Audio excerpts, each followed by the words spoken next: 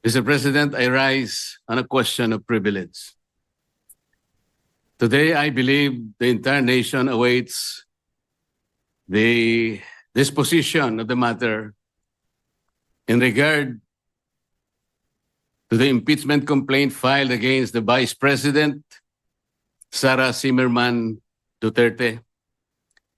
In the light of the recent but unanimous decision of the Supreme Court,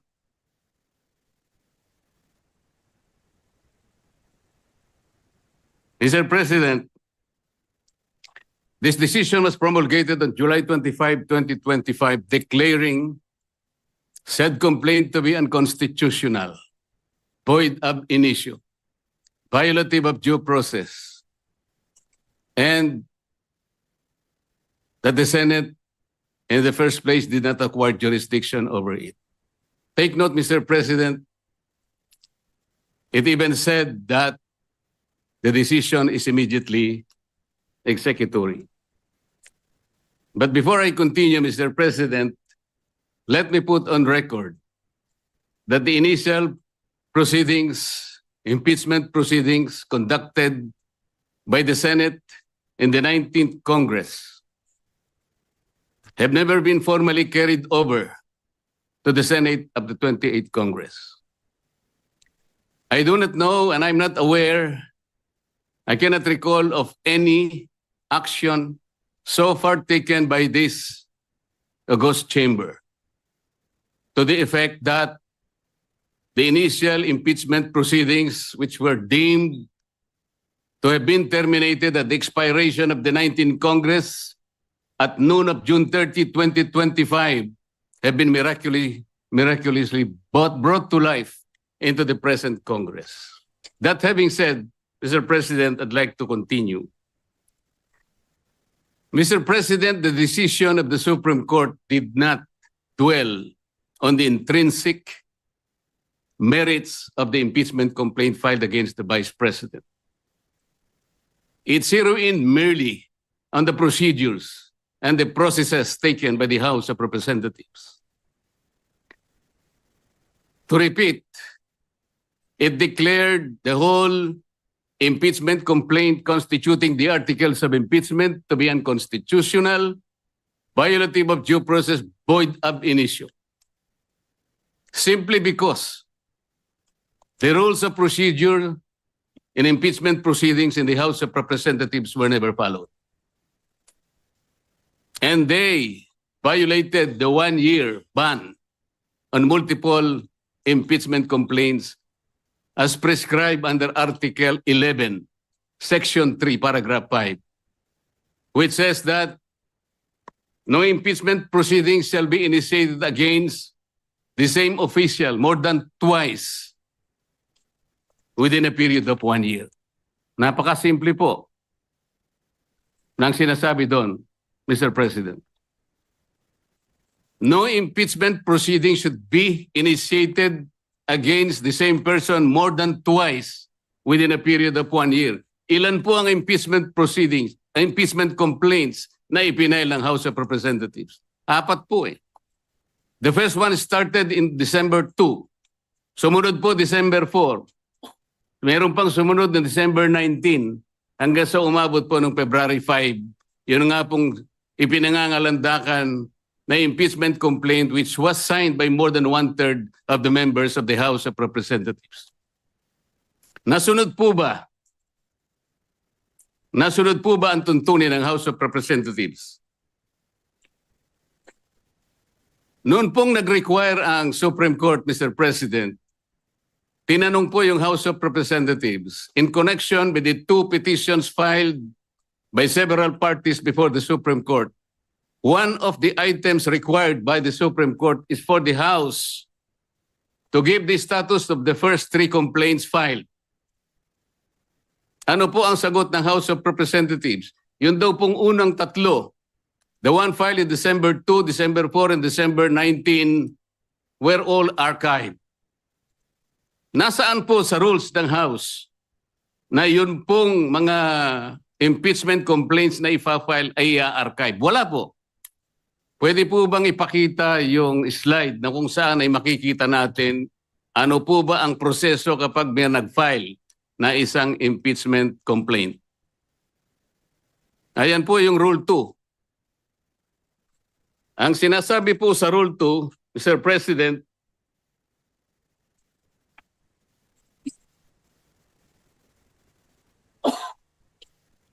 hindi sa Rule 3, sa Rule 3. Rule 2, Section 3.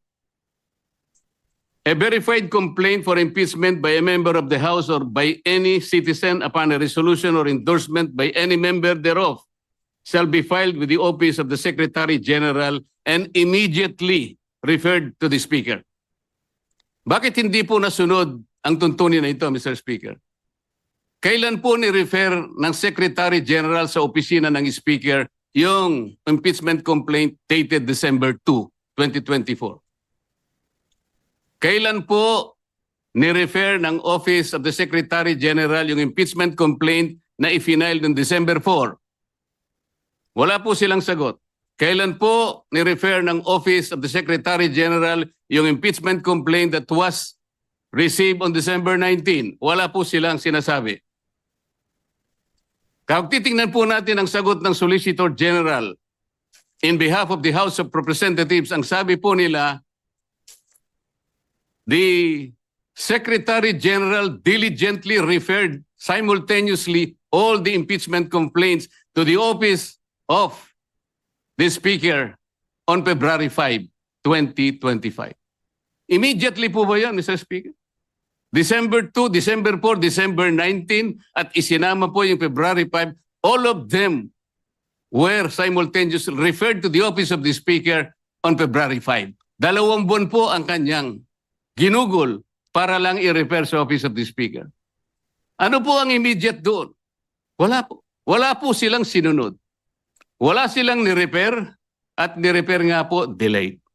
Nung ma-refer po, ang sabi po ng Solicitor General, the 4 impeachment complaints were included in the order of business doon po sa session number 36. You will note, Mr. Speaker, hindi po niya ibinigay bilang annex yung order of business in section number 36. Ang kanya pong ipinakita ay yung journal number 36. Bakit po? Sapagkat hindi totoo na yung 4 na impeachment complaints were included in the order of business. Mr. President, I have a copy of the order of business, session number 36. And I will deposit a copy to the office of the Senate Secretary for everyone to see and examine for themselves kung talagang in-include nila sa order of business. Wala po. Saan po nila in-include? Doon sa journal. Iba po yung journal sa order of business. Alam po niyo kung bakit lang nalagay sa journal, Mr. Speaker? Idinagdag po nila as additional reference of business. That is not the requirement of the Constitution. Pwede po ba nating makita yung slide, ano sinasabi po ng Constitution?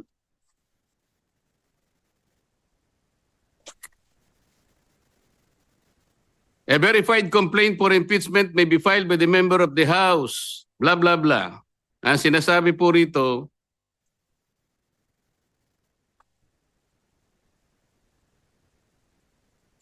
iba yun. Hindi po yun. Sorry po. Nakalagay po, in-include sa 10th session day. Yun po yung section number 36. Hindi po totoo yun. Ilang violations na po? Kanina po, in-archive po yung tatlong violations. Hindi po ni-refer sa Committee on Justice. Pangatlong violation. 6 na po. Ngayon sinasabi po, in-include po sa order of business. Hindi rin po. 3 violations na naman. 9 na po. At sabi po nila, yung session 36 is the 10th session. Hindi po. Bilangin po natin yung December 2. That was the date when the first complaint was filed, endorsed, and received by the Office of the Secretary General. December 2 is session number 26. Mr. President, bilangin po ninyo yung session number 26 up to session 36 na sinasabi ng Solicitor General. Yun po ang 11th session. That was not the 10th session. Ang 11th session is session number 35. Just for the record, Mr. Speaker. So ilang violation na po yan? Balikan po ninyo yung Rule 2 na nandyan po sa slide, Mr. Speaker. Ano po yung mode of initiating impeachment? Ganito po ang sinasabi ng rule of the House of Representatives. Impeachment shall be initiated by the filing and subsequent referral to the Committee of Justice. Ito po yung Sereno versus, Francisco versus House of Representatives. Verified complaint for impeachment filed by any member of the House of Representatives, i-refer po sa Committee on Justice. Verified complaint filed by any citizen upon a resolution endorsement by any member thereof, i-refer po sa Committee on Justice. A verified complaint or resolution impeachment filed by at least 1/3 of all members of the House, i-refer din po sa Committee on Justice. Bakit po ang ginawa nila nung makakuha sila ng higit sa 1/3, dali-dali po nilang tinransmit sa Senate? Ang pagkakakala po nila, Mr. Speaker, sapagkat ang pinagbatayan po nila ay yung Rule 4 na kung saan in Section 14 sinasabi po endorsement of the complaint resolution to the Senate. Ang sinasabi lamang naman po noon, Sir President, ay yung pamamaraan kung paano po i-endorse yung impeachment complaint that was signed by 1/3 or even more members of the House of Representatives. Hindi naman po sinasabi doon na hindi na sa i-refer sa Committee on Justice.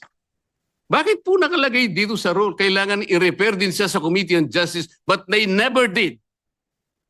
Mr. Speaker, Mr. President. So ilang violations na po ito? You cannot use Section 14 in isolation of Section 2. Hindi po pwede yun. Binigyan po ba ng discretion, Mr. President? Was the House given the discretion to select, to withhold and select from among the 4 impeachment complaints, which will be the one to be transmitted in the Senate in derogation of the 1-year ban rule? Wala po silang discretion. Kung sila po mismo ay hindi sumusunod sa tuntunin. Bakit po ngayon ay napakarami pong nagsasalita? Na parang akala mo ay ang Supreme Court pa ang nagkasala, ang nagkamali. Samantalang ito po, napakasimple po ng tuntunin, hindi kailanman sinunod. Even the 10th session day na sinasabi nila, 11th session day nung ilagay po nila sa order of business, sabi nila. They never included them in the order of business. Wala po. Nasa akin po yung kopya. Ano ba po ang pagkakamali? Mr. President, ipakita po natin yung last page ng impeachment complaint. Pakita po sa slide. Ayan po, Mr. President. Subscribed and verified before me.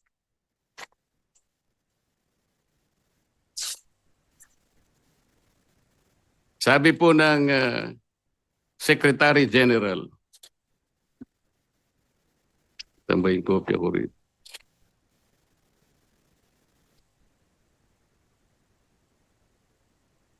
Subscribed and verified before me on this blank day of February 2025. Wala pa pong date. Ito po ba ang verification, Mr. President? Hindi po.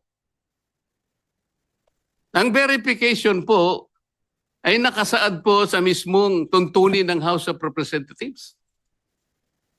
Balikan po natin ang Section 3. Ano po ang sinasabi?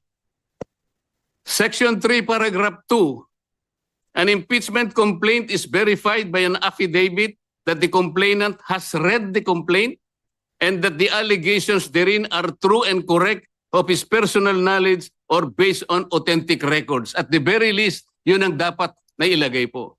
Nakalagay po ba sa verification dito? Ng Secretary General ng House of Representatives? Wala. Ito po'y parang jurat lang sa isang affidavit. Sinasabi lamang po dito, kilala niya yung nagsipirma sa isang dokumento.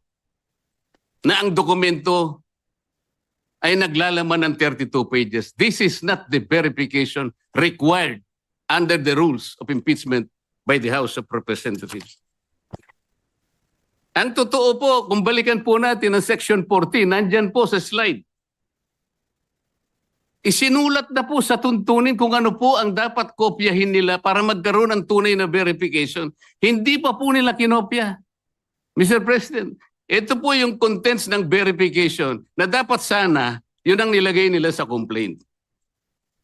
We, sabi po rito, after being sworn in accordance with law, depose and state that we are the complainants in the above entitled complaint or resolution of impeachment, that we have caused the said complaint resolution to be prepared and have read the contents thereof, and that the allegations therein are true of our own knowledge and belief on the basis of our own reading and appreciation of documents and other records pertinent thereto. Kokopyahin na lang, Mr. President. Hindi pa nakopya. Mr. President, alam mo po, nung ako'y grade 4, yung teacher po namin, binigyan po kami ng isang short quiz. I-drawing ninyo kanya yung Bicol region. Siguro po 1963 yun, Mr. President. Yung Masbate, hindi pa kasali sa Bicol region. O hindi, kabisado ko naman po sapagkat mahilig po ako sa social studies, Mr. President. Meron pong dalawang nangungopya sa akin. Yung isa nasa likod, yung nasa kaliwa ko.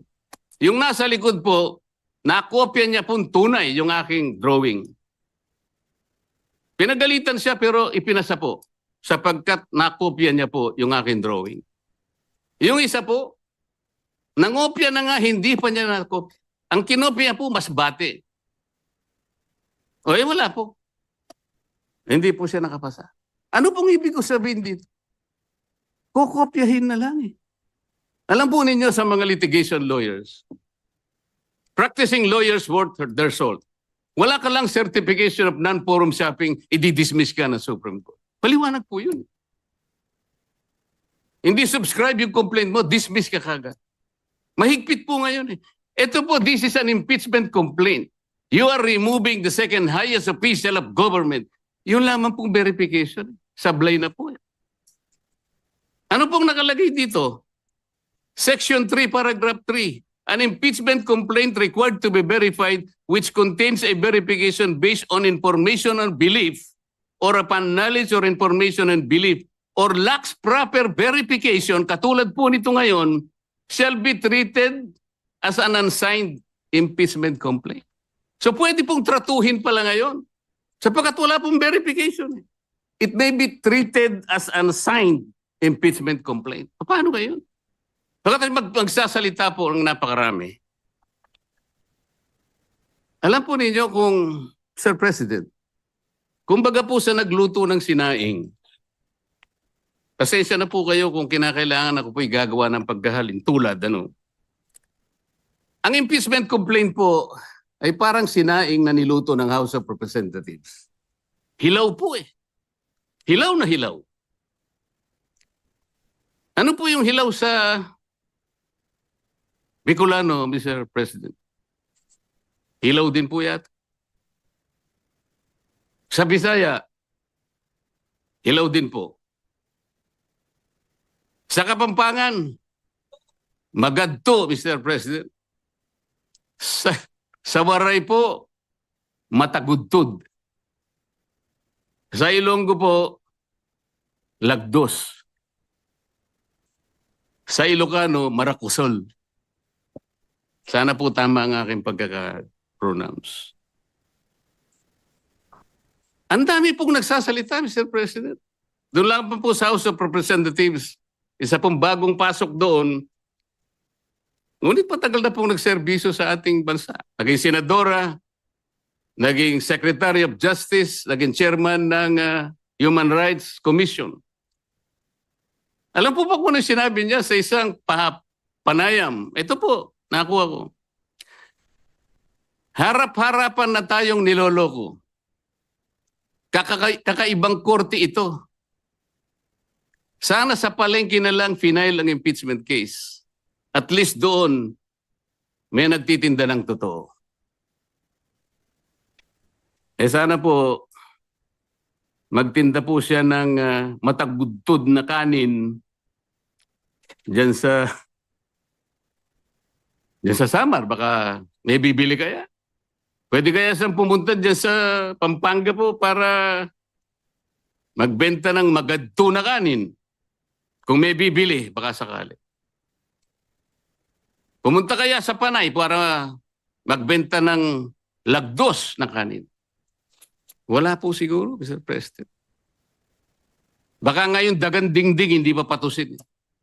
Huwag pong ganun. Ang dami na pong nagsipagsalita. Samantalang hindi po nila nakita.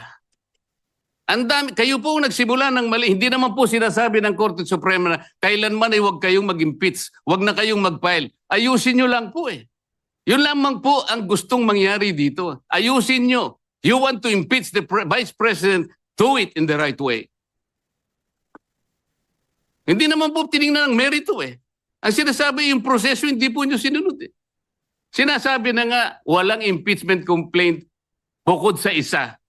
Laban sa isang opisyal sa loob ng isang akalain mo namang 4 po kagad ang ipinay. Pagkatapos yung 4, i-consider mo na isa.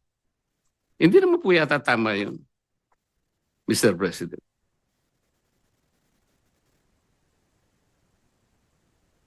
Mr. President, gusto ko pong basahin isang parte ng official statement of the Integrated Bar of the Philippines and the Supreme Court's decision in Duterte versus House of Representatives, August 1, 2025.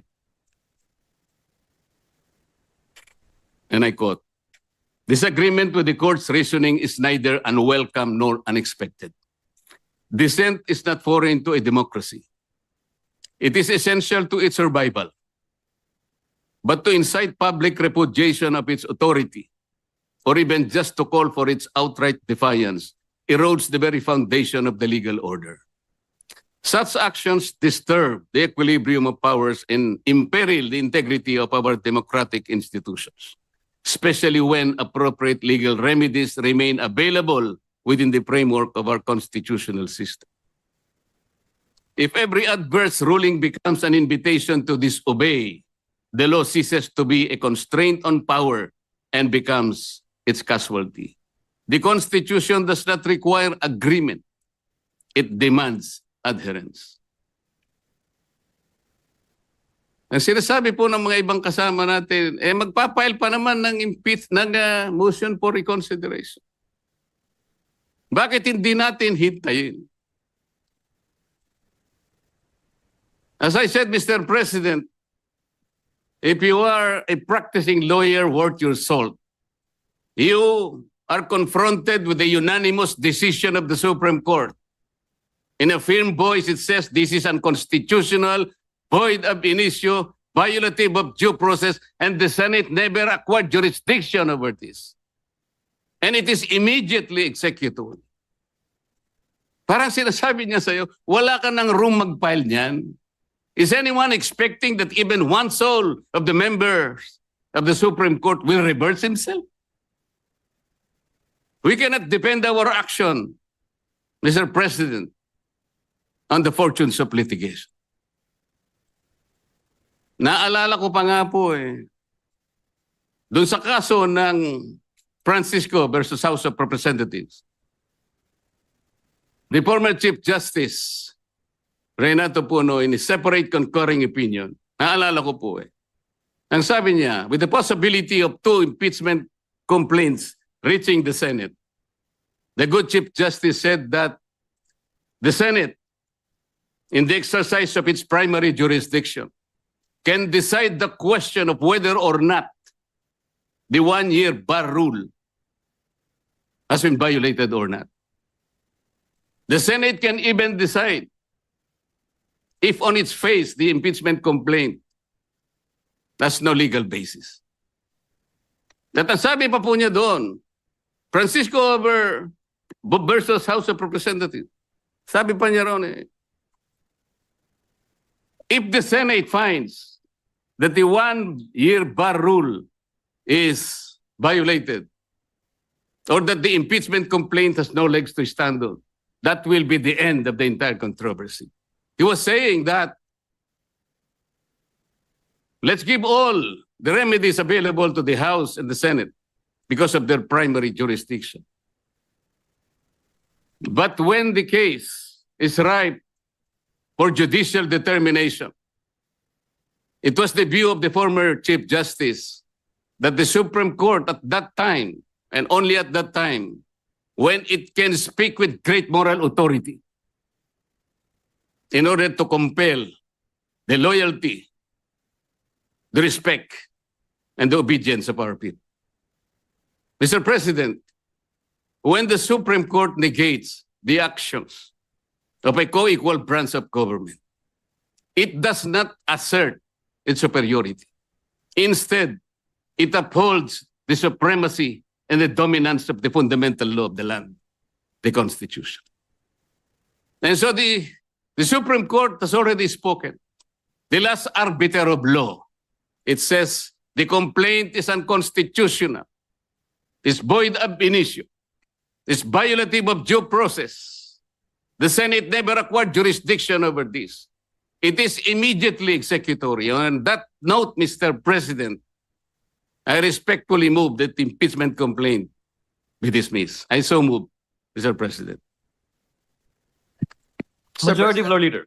Mr. President, before, Mr. President, we act on the motion of the distinguished gentleman from the great province of Tarlac and Rizal. Mr. President, the motion is not among the privilege motions listed under our Rule 32, Section 90 of our rules.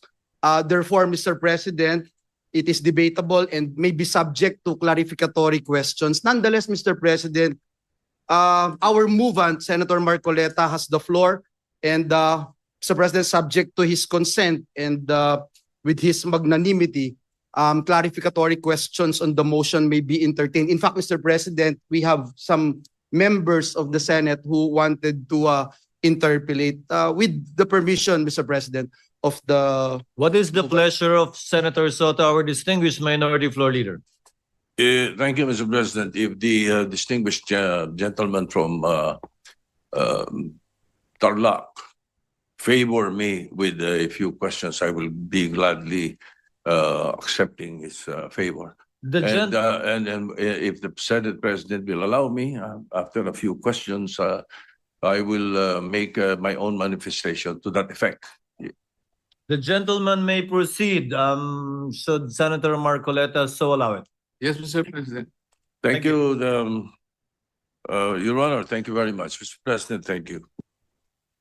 So, listening to the privileged speech of the distinguished gentleman from Tarlac, the basis of your motion to dismiss is the Supreme Court's decision, which is now pending appeal by virtue of the MR, or the motion for reconsideration filed last Monday by the House of Representatives. Is it not, Your Honor? The question whether is it... Yes, your Subject basis to for your motion to dismiss is based on the Supreme Court decision that the so-called impeachment is unconstitutional, based on their decision. Yes, Mr. President, Your Honor. That's very, very clear and categorical.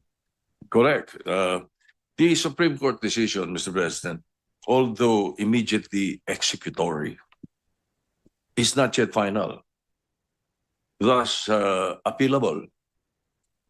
Ngayon, naka-apila na.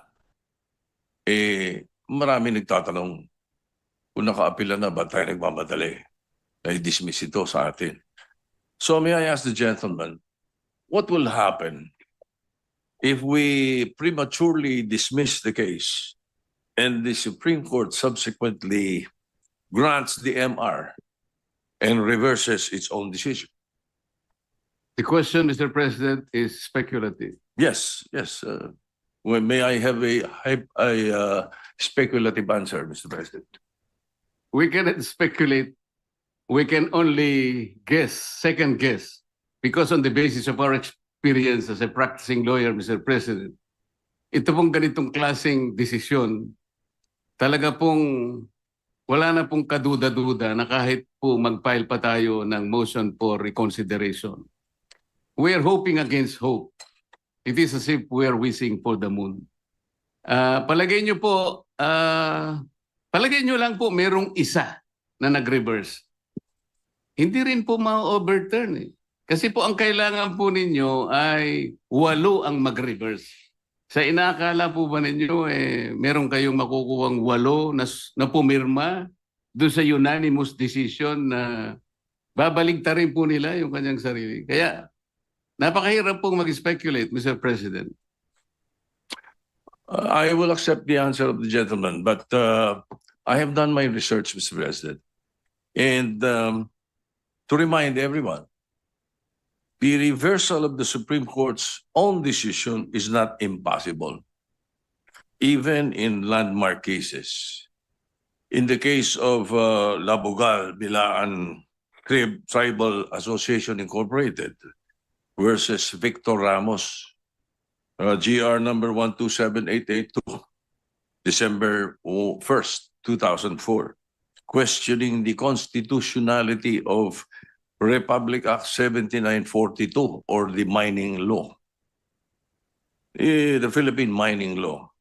The Supreme Court granted the MR, reversing and setting aside its earlier ruling.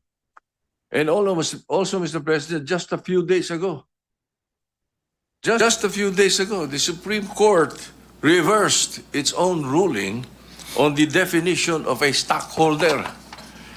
This is the case of Lily Lopez versus Lolito Lopez with GR numbers 25497-957-58. So may kasabihan po tayo, ang tumatakbo ng matulin, kung matinik ay malalim. Kaya dapat siguro pag-isipan muna natin kung tama ba na bago magdesisyon ang Supreme Court, basta ibasura na natin ang kaso na ito. Unang-una po, Mr. President, gusto kong malaman, yung po bang mga kasong sinabi nyo, unanimous decisions po ba lahat? I am not sure about that. But one thing I can say is that if there is a mistake, a unanimous decision could become a unanimous mistake. Wala pa pong nangyaring gano'n, Mr. President. At saka po tayo, pag nananakbo, ako po ay nakasapatos at saka sa kalsada kaya hindi po ako matitinik. Well, Mr. President, there's always a first time. Regardless of whether it's unanimous or not, unanimous decision does not bar an appeal or a reversal, Mr. President. That is one thing for sure. Now, secondly, where is the ball, Mr. President? Or meaning the impeachment case itself? Is it in the Senate or in the impeachment court? Didn't the impeachment court throw it back, remanded, returned to the House of Representatives? So what are we dismissing in the Senate kung wala sa atin ang kaso? Can we continue hearing the case and dismissing it without the impeachment case in our hands? Can we throw the ball out when the ball is not in our possession? Siguro naman dapat magkaroon tayo ng tinatawag nating sense of proper sequencing of moves. Nasaan po ba yung impeachment case?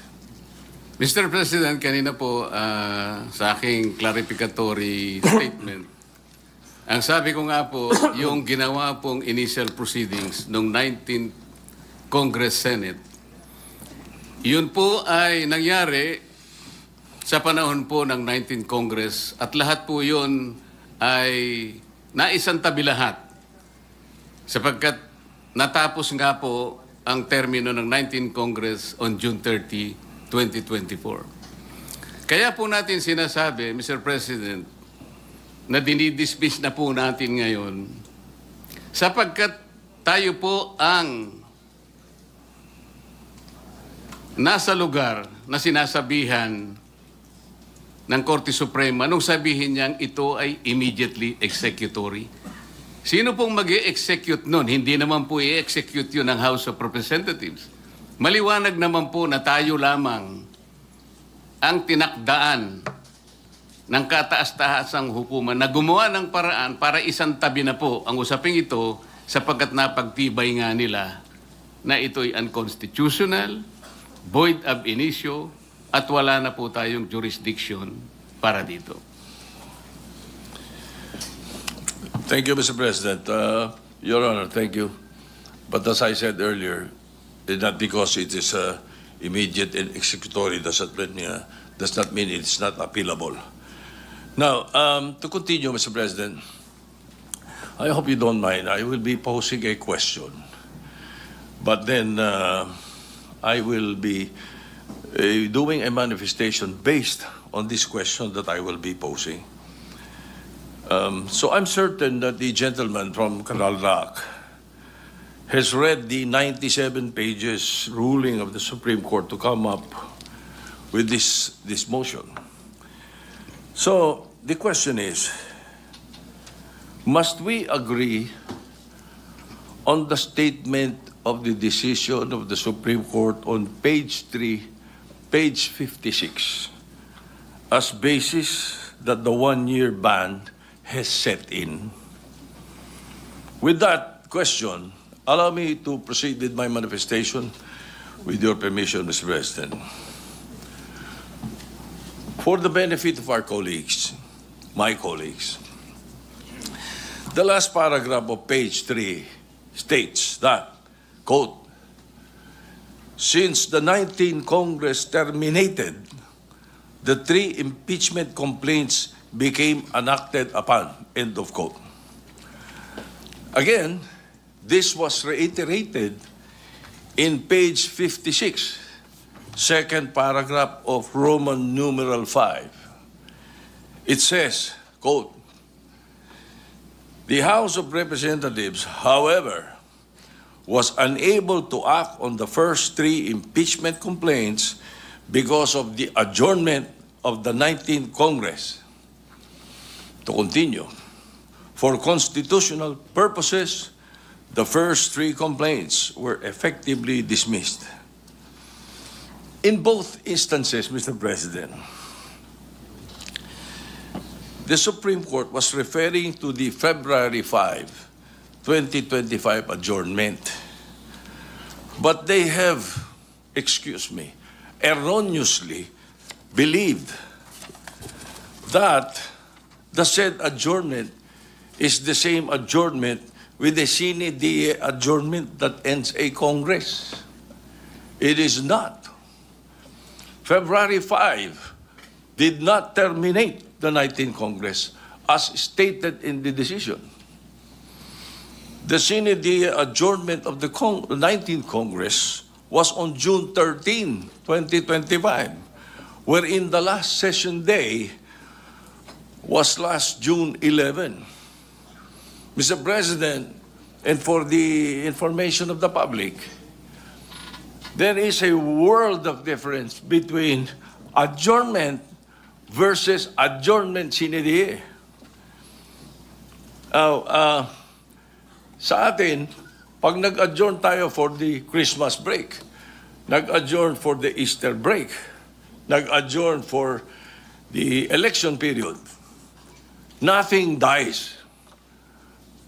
The treaties, bills, resolutions, anything filed continues. It is never archived. Well, perhaps the lawyers of the ponentes did not realize that, or they were not familiar with the rules of Congress. As I said, this is a world of difference. Now, this is a transcendental case. Ang laking constitutional issue. Wala man lang oral arguments, or at the very least, a consultation with some members of Congress or members of the bar na nakakaintindi ng rules ng Congress regarding the procedure. In that matter alone, Mr. President, kasabihan ninyo mga lawyer, falsus omnibus, falsus Unos falsus omnibus. Mistake in one, mistake in all. In that manner, they wouldn't have decided based on their unfamiliarity with the legislative process. May mali agad eh. Pati ba legislative rules natin gusto nilang palitan? Ganun ba yun? Maybe not everyone may appreciate the importance of the legislative calendar of Congress. But us, it is a big deal. That's why I'm stressing this point. Concurrent joint resolution pa nga when we approve this calendar, only to be misinterpreted and used erroneously in this case. Nag-adjourn daw yung 19th Congress. Kaya na-archive lahat. Now,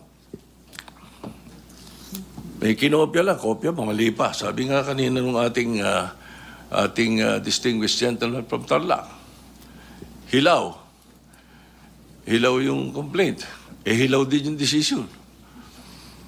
In addition to this factual error, Mr. President, it can be seen in the website of the House of Representatives that the 3 impeachment complaints were referred to the Committee on Rules and were consigned to the archives on February 6, not February 5, as claimed in page 78 of the decision.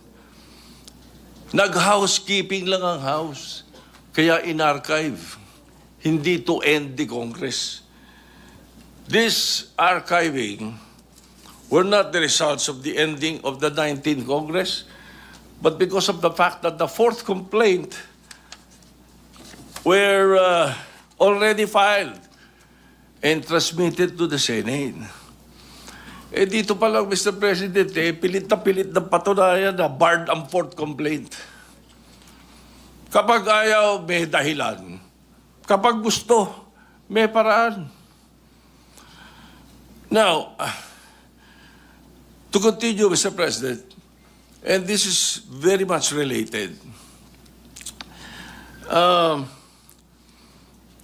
The Supreme Court, by the way, if it is wrong, if the complaint done by the House of Representatives was wrong, we cannot correct a wrong with another wrong.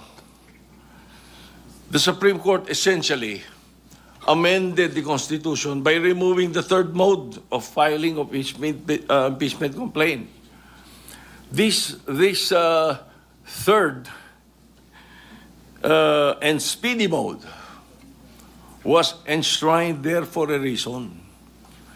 In times that there is an urgent need to impeach a person who is influential and powerful and may use his position to evade the law, the 3rd mode, which is the fastest way, was provided in the Constitution.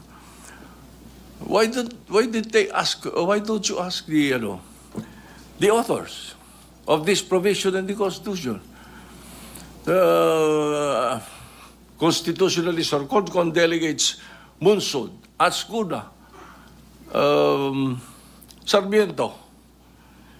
So, Mr. President, continuing, if the Supreme Court is now changing the meaning of initiating, then at the very least, please apply it prospectively. However, they are applying this new ruling retroactively, which is a violation of the doctrine of operative facts. Kung ganito kanilang kagustuhan, at susundin natin basta-basta, apektado din dito yung nakaraang impeachment, the impeachment proceedings. In the words of retired Supreme Court Senior Justice Antonio Carpio, I quote, "The said Supreme Court decision practically voided the impeachment proceedings against former President Joseph Estrada and former Chief Justice Renato Corona."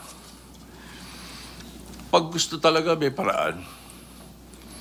Pag ayaw, may dahilan. Pero wag naman sana pati sa mga ganitong bagay that will ultimately affect future impeachment and legislative rules and proceedings. Sa atin yun eh. I've read that the basis for the retroactive application of the new definitions because the Senate now has not acquired jurisdiction yet. Mr. President, ano tawag natin doon sa nag-constitute kayo as an impeachment court? Nag-robe pa kayo. You even sent out summons. Ano yun? June 9, the Senate President took his oath. June 10, nag-convene an impeachment court. Niremand to the House of Representatives. Tapos yung issue of the summons to the defense. Ano po tawag doon? Hindi nag-convene? Baka hindi nabalitaan ng Supreme Court na hindi nag-convene. Kaya naisabi nila yan. So, now, just an observation. I will try to shorten this, Mr. President. Just an observation, Mr. President. Well, not only myself, but several lawyers mentioned this to me, including my godson, former Senate President Aquilino Pimentel III. Naguluhan sila sa pagkakasulat ng desisyon. It is incoherent and some parts are off-topic, sabi nila. Para bang pinagtagpi-tagpi. Basahin niyo mabuti.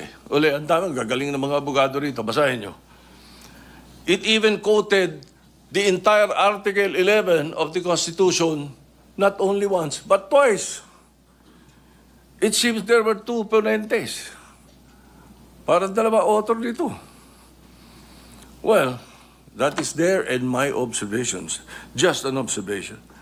So, Mr. President, the personalities in this present impeachment case is of no moment to me.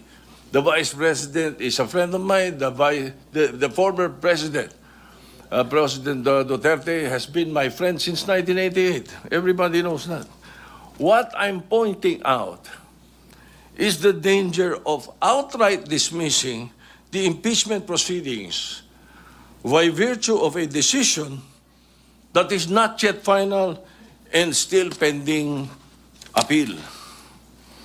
Justice Leoden himself said, Mr. President, I quote, "The Supreme Court is not perfect. Citizens and academics certainly have the right to call attention to the fallibility of the courts." Tama po yun. There is no perfect institution. Even Supreme Court ka, pwedeng mag-commit ng grave abuse of discretion or culpable violation of the Constitution. A case decided unanimously does not mean that it is infallible. For all we know, it is a unanimous mistake. That again can be corrected by setting aside and reversing prior pronouncements.